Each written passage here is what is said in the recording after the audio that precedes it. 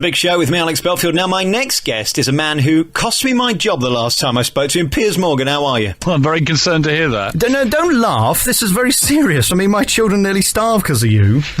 How are you, Piers? Because since we last spoke, you're a big star in America and you got this new book out. I mean, it's all changed for you, really, hasn't it? Yeah, no, it's all going quite well, thanks. Yeah, I mean, obviously, when you get fired from a big job, you sink or swim, so I just got paddling fast. I suppose it's fair to say when you were willing to speak to me in person last time, it was because you were down on your uppers and nothing better to do. How did you suddenly get this great big offer from America to be the star of the biggest TV show America's Got Talent with Regis Philbin? Well, because Simon Cowell's an old mate of mine and he was looking for a mean British judge, and obviously he can't do it in America because he's on American Idol there. So he said, would I fancy going out there and meeting the NBC executives, which I did, and to my surprise and his horror, they said, yes, you're in. So I went out last summer, did the show thinking it wouldn't really work, and it was the number one TV show they had out there last summer, so obviously my life changed rather dramatically. It was a bit peculiar. I mean, it's a great idea. I saw it a couple of times when I was over there on holiday, and it looked great, but the kind of people you got on did kind of make you wonder whether you should be calling social services. What, America's Got Special Needs or something, yeah. It was, I mean, the thing about all these talent shows is not to take them too seriously. I mean, obviously we want to unearth real talent for the final stages, but at the start of it, everybody knows the game. We want to get as many horrific auditions as possible, because they're what makes people laugh. Let's start at the beginning, Piers. What were you like as a child? My mother says I was always very happy as a child. I didn't have one of those misery childhoods. I had a very nice upbringing in East Sussex and had a very loving family, big loving family, and have no complaint really, which is a bit of a shame because these misery books sell by the millions. So I've been trying to persuade my parents to suddenly invent a whole lot of beatings and torture that I had to endure so I could sell loads of books. But actually, no, it was all very normal, very nice. My parents worked hard and brought us up to, understand the value of hard work, but also to work hard, play hard. I suppose as well you were a challenge to teachers because it seems to me you're not particularly fond of authority and meaningless authority. No, how did you deal with being told what to do? Well, I had a few teachers who really liked me and a few who detested me, which has been a sort of template for people generally, I think, as I progressed through my career. I sort of rubbed people up the wrong way or the right way. There's no middle ground, but I had a few teachers I really warmed to and others who just thought I was appalling. When did you decide that you were going to become the man that said what he thought? Well, I just realised early on that, there's so much dishonesty in public life and politicians never answer a straight question and, most people prevaricate and worried about the repercussions of being honest and outspoken. I thought, well, why the hell shouldn't you? I mean, what's the worst that can happen if you say what you really think about people? People give their unadulterated view about me, good, bad and ugly. I've got no complaint about any of it and I like to dish it out as much as I take it, good and bad. And I've got people who I really admire and respect and other people I think are ridiculous. And I have platforms where I'm able to express my views, whether they're books or columns or interviews. I think to guys like yourself, it is a bit of a game, isn't it? It is fun. You're taking it far less seriously than a lot of the people are who you're commenting about. Well, so many people get so wound up about this whole celebrity game, and my second book is mainly about what it's like to plunge myself into the world of celebrity. And obviously it's all fairly shallow and fickle and pitiful in many ways, but there are also many upsides. And my main conclusion actually was that if you don't take it that seriously and you go along for the ride and you enjoy it and you appreciate it may all end tomorrow, but while it lasts it's great fun, then it can be really most entertaining and amusing. Last time we spoke, it was Clarkson and Cherie Blair at the top of your hit list. Who's annoying you at the moment? Hislop's an enduring annoyance. He never hesitates to give me a good whack, so I always like to return the favour. Clarkson and me made up a bit. We had a bottle of wine in a nightclub in the early hours, and I showed him the scar on my head where he punched me, and he showed me his broken little finger that had never reset from my head. So I sort of hideously disfigured Jeremy Clarkson, which you might think was quite difficult given the original canvas to work on, but it was, anyways, something I'm quite proud of. As an editor of any newspaper, you're allowed access to people that, well, the likes of me wouldn't be allowed access to. Presumably the greatest honour of all is getting to meet people like the Prime Minister regularly and getting to sit down with him in a closed room where you can talk about anything. Overrated in my experience. but nevertheless a unique experience. Well, I mean, yeah, but I counted the number of one-to-ones I had with him, and it was 56 one-to-one meetings. And trust me, after about 41, we're both getting bored witless with each other. So you run out of things to discuss. I mean, I always quite liked Tony Blair. He's always very charming when I went to see him, very polite.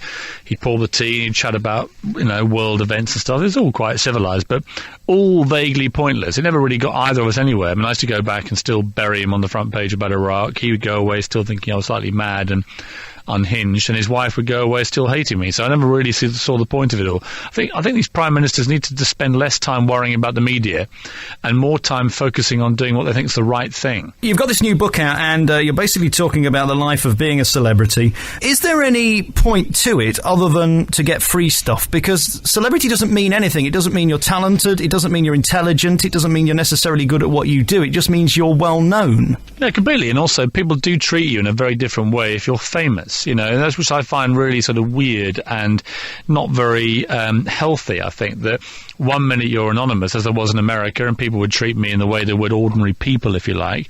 Then the show went to number one, and suddenly you're being treated very differently by the people you went down to a local cafe every day for a month, and suddenly you're a star and a celebrity, and they want to treat you in a different way. That is quite sort of weird to experience, and you realise then how it can go to people's heads and why it turns people like Robbie Williams and others into these sort of horrible egomaniacs who just crave the attention, live off the adulation, and really forget all about ordinary life. And it's very easy to do that. I can quite see why it happens to people. Let's talk about family life and being a big star. Has that altered anything? Do your kids have any more affection for you now that you're rich? Well, my middle son says, "Hey, Dad, this is great. Everybody hates you in America and England. You sort of doubled your audience of loathers," which I thought was quite funny. But then the boys come out and they take their place in the audience. I've got 3 sons, and they boo me along with the rest of the audience very loudly, which is quite touching of them. It is pure pantomime, and if you look at somebody like Simon Cowell, it seems to me now he's gone from being the pantomime kind of hated character to actually being loved and respected, which may happen to you. But do you ever get nervous at this point while you're still just detested by everybody, that somebody might actually come and whack you in the face? No, bring it on. I'm a big boy. On Britain's Got Talent, there's always Simon Cowell, because I'm making him popular, which is something he's not really used to, because, of course, I'm, as he always points out, so obnoxious. It makes him look good. Let's talk about what happens to them after they finish with your slating. Is it likely that they will ever get work? Because where do you get work being a variety entertainer anymore? Oh, yeah, and I think also any form of exposure on a big TV show these days does you the power of good, even if you're appalling. I mean, some of the really worst acts in America. I remember Dave the Horn guy, who just blew 37 horns around his body.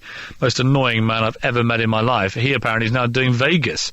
So, I mean, I think there's, really any exposure, if you're one of these variety acts, is better than no exposure, even if they get torn to shreds by the judges. Do you enjoy doing it, or is this just another bit of celebrity nonsense? It's the most fun I've had, really, since editing. It's been great fun. I mean, you have to be pretty quick-witted. You've got to be funny. You've got to play to a crowd. It's really good fun. I really enjoy the work. But it's a completely different thing to editing, and I really like it for that reason. I loved Simon Cowell on American Idol the other week when the lady finished singing, and one of the judges said, "So what did you think of that?" He looked her up and down and went, "Well, you've got nice legs." It's hardly a compliment, is it? Well, it's like an inverse compliment, really. Are you given any lines, or do you have to just be witty and spontaneous and hugely entertaining and whimsical? No, you have to be witty, spontaneous and hugely entertaining and whimsical. You've got a great memory, haven't you? What's your name? Camilla Parker Bowles. Let's talk about her. How did you find her? I like Camilla. I mean, I've always liked Camilla. I used to get on very well with Diana and stuff, but I never saw any problem with Camilla. I mean, I think she makes Prince Charles happy. I think actually she'd make a very good queen if it came to it, because she's very discreet. She's very serene. She does her thing. She understands duty. She makes Charles very happy. And if he's king, that's very important. And her family are very nice. I know Tom Parker Bowles, her son, very well. And he's a very nice lad. And I think they're incredibly well-grounded and unaffected, given what they've been through. So I meet Camilla at the odd party and stuff, and she's always very friendly. We have a good laugh. And, I feel a lot of empathy for Camilla. She's been through a hell of a lot, but never complained, never given interviews, never tried to spin her story. She just quietly gets on with things. Forgive me for slightly going over old ground, but would you indulge me in the story with Diana when you were sat there? And I think it was Prince Harry, wasn't it, who was sat there? Or was it William? It was William, yeah. Tell us that story. Well, I got a call to say, "Do you want to have lunch with Diana?" And I got there, and to find that William was on a day off from Eton, and did I want to come and have lunch with him and Diana. So we sat there. Paul Burrell served the food, and it was one of those sort of surreal 2 hours of my life when you have William, who clearly knows all about his mum's life very intimately, and everything that they say is obviously a front page story that I wasn't allowed to use. So I'd say things like, Paul Burrell, the butler, asked me, would you like a glass of wine? I said yes. Diana said she would. And then William said, can I have one? I said, no, William, you know you don't drink. And he said, Mummy, you know I do. And I was like, oh my God, he's 13. Will's in booze, shocker. Another scoop I can't run, and so on and so on. So it was every 2 minutes another great story, an amazing experience. This book's quite thick, and it's packed with celebrity gossip. How much do you have to throw away that you can't actually put in? Well, there'll be book 3, obviously. I don't want you guys going in with that. No, I mean, I tried to get the size of it about right for a really good holiday read over 2 or 3 days. That's what I would say. It's not Stephen Hawking, A Brief History of Time. It's not Tolstoy's War and Peace. It isn't going to take you years to read. It's not something that'll be on your bookshelf and you never want to read. It's just basically go on holiday, 2 days, bang, you'll have a great laugh. If you don't, ask me for your money back and I'll give you the money, because I guarantee you'll enjoy it. Piers, you need to go and see a PR man. This is not the way you should be telling this book. Just going back to the Harry thing, I mean, he's all over the papers at the moment. They're hounding him as much as they did his mother, it seems to me. I mean, every day this week we've seen pictures of him with Chelsea. Oh, well, come off it. He's on a jet ski in Barbados, which is crawling in paps. He knows that and we know that. So if you're going to go there, Harry could take his girlfriend to 100 places I could tell him about where he'd never get photographed. Instead, he goes to the most photographed beach in the world. He knows what's going on. He wants to be photographed with her. Look at Chelsea. She's loving every minute of it. She probably said to him, take me to Barbados and get me in the papers.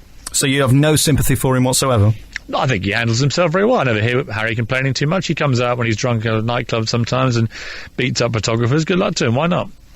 And you say that if he goes in the nightclub, that's what he deserves, basically? If you go to Boogie's nightclub in London 3 times a week and get photographed falling out of it at 4 o'clock in the morning, so what? He's a young lad. He's about to go to Iraq. Let him enjoy himself. But, let's also enjoy him falling out of clubs. It's a good laugh, isn't it? Well, yeah, but he is royalty. That's the point, isn't it? I mean, you wouldn't get the Queen doing that. He's a pampered, privileged, multi-millionaire with a beautiful girlfriend, having the time of his life. I don't see any real problem with Harry and the relationship with the media. I think we should all just calm down. They get protected a lot more than people think. They don't get treated like Diana ever got treated. No one ever will be again. And I think that they need to realise, the boys, that being in line to the throne brings them huge privilege, huge wealth, the most beautiful woman in the world, and the downside is a certain amount of duty and a responsibility that other people don't have to have because they don't have the palaces to live in. And it's a double-edged sword. And sometimes the media will overstep the mark, as they have done, and they've apologised, and people rein back in, and it all gets dealt with and sorted. I mean, you just need to understand that the worst possible thing for the royal family would be if the newspapers stopped writing about William and Harry. You genuinely believe that? I genuinely believe that. I know that. There wouldn't be a royal family. Those boys are the future, and they're the sexy story.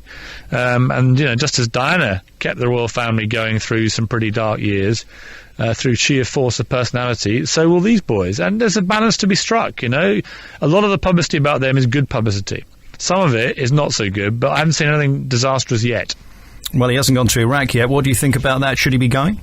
Yeah, he should be going. Yeah, my brother-in-law trained him, actually. He says he's a damn good soldier and he wants to go. And all soldiers want to have live action. And, should Harry lose his life, then he will have taken the same risk and responsibility that every other soldier out there takes, including my brother. And he's no different to anybody else. And I don't believe that he can be individually targeted, because they'll make sure that doesn't happen. He'll just be another faceless troop in the group. But I think that, I admire him for going. Hugely courageous guy and apparently a very good soldier. Very finally, about you, Piers, and doing these interviews, do you enjoy them? I hint a kind of Paxman-esque kind of annoyance with people like me asking you questions sometimes. You're not annoying, no. No, you don't patronise me. I mean, do you like this side of it, or would you rather just be doing your TV side? I'm probably more comfortable grilling people than being grilled, but I don't mind it. I mean, I know the game. I'm here to promote my book. You're here to wheedle stuff out of me and make it as uncomfortable as you possibly can. And at the end of it, you just hope we batter the draw, which I would say we probably have. And finally, of course, I need to get in the papers. I've done very well recently with column inches, with people like Carol Smiley and people like all the big names. All the big names, and just give me something that I can sell to them and make a couple of 300 quid. Well, I couldn't possibly admit to my secret affair with Scarlett Johansson. Really? Was she any good? You have to ask her, but let's just say there's been a smile on her face ever since. Just to be brutally honest for a moment, if you would, Piers, as a deeply unattractive man like myself, I find that going with attractive women is pointless because they're never satisfied. Yeah. Is it better going with ugly fat women? I wouldn't know, mate. Only ever had beauties? Just seems to follow me around. It's your intellect and charisma. I think that's what does it. No, it's the money. You need to get out more. Piers Morgan, thanks for talking to me. Thanks a lot. The Alex Belfield In Conversation podcast with daisymedia.co.uk.